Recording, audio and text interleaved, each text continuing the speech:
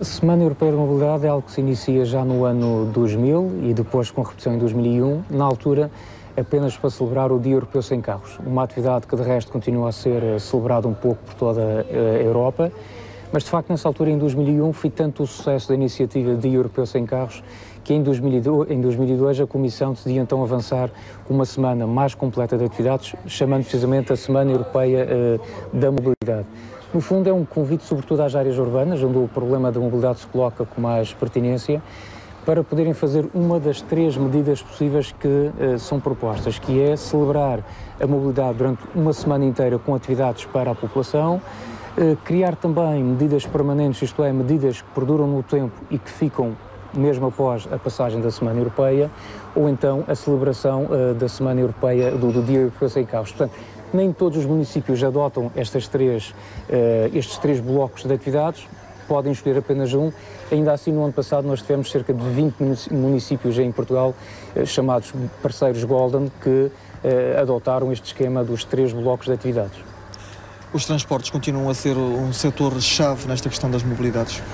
Sim, o setor dos transportes na União Europeia continua a ser um setor vital, não apenas para o nosso conforto e para a nossa utilização diária, mas também para a própria economia da União Europeia. Basta dizer, focando aqui alguns números, que, por exemplo, 1 em cada 20 postos de trabalho na União Europeia estão relacionados com emprego, direto ou indiretamente relacionados, portanto, com o setor dos transportes. Só também para dar uma ideia, cerca de 850 mil pessoas trabalham apenas nos transportes rodoviários, urbanos e suburbanos. E também no que toca à questão do investimento em investigação e desenvolvimento, o setor dos transportes representa 25% do total de investimento, aparecendo, por exemplo, a indústria farmacêutica e a biotecnologia em segundo lugar com apenas 17%. Portanto, são números que espelham muito bem toda a importância que este setor dos transportes tem a nível europeu. Há aqui também o reverso da medalha, sobretudo ao nível das medidas da poluição provocada pelos transportes. Claro. Há um caminho ainda longo a percorrer? Há um caminho ainda longo a percorrer e que envolve aqui muitos parceiros. E, efetivamente, apesar de todos os avanços tecnológicos na área dos transportes, é verdade que há alguns problemas ainda por resolver. Desde logo, o facto de 94% do combustível utilizado para estes transportes terem a sua origem no petróleo e, como nós sabemos, a Europa não é rica neste recurso, antes pelo contrário, portanto, cria aqui uma dependência muito grande em relação ao exterior e depois, por outro lado, todo este padrão de consumo cria problemas adicionais em termos de emissão de poluentes. Só para termos uma ideia, em 2015 a venda de automóveis particulares ainda assim sofreu, apesar da situação de crise, ainda registrou um acréscimo de 9% em relação ao ano transato. Isto significa qualquer coisa como 13 milhões de veículos novos a circular nas estradas europeias.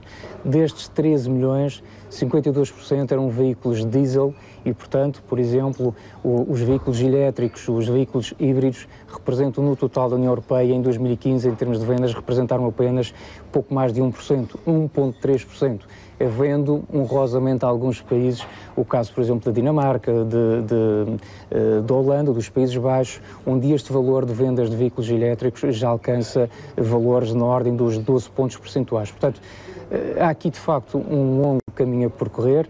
A Comissão Europeia diz que, em média, o nosso parque automóvel tem emissões de CO2 na casa dos 135 gramas por quilómetro percorrido. A ambição da União Europeia é que até 2021 esta média possa baixar para 95 gramas de CO2.